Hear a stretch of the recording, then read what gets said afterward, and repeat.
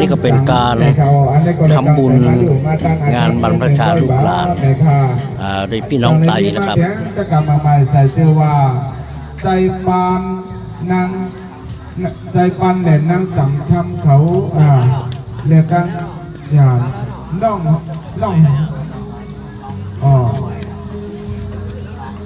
ตีอยู่วันเลี้ยงหนองหอยเลี้ยงเกี้ยงใหม่ในกันเนาะอันนี้ก็เลยตั้งใจมาอยู่มาตั้งอาคารเงิน100 บาทนะครับ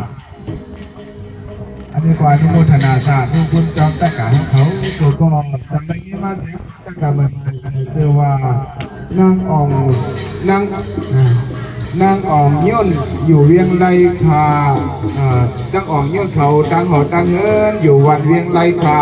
ในตั้งใจมาถึงมาตั้งอาคารเงิน100 บาทในค่ะจากไรนี้มาแทนตะการใหม่ใส่เชื่อว่านางปอกเขาตั้งหอตั้งเงินอยู่เมืองในในเขา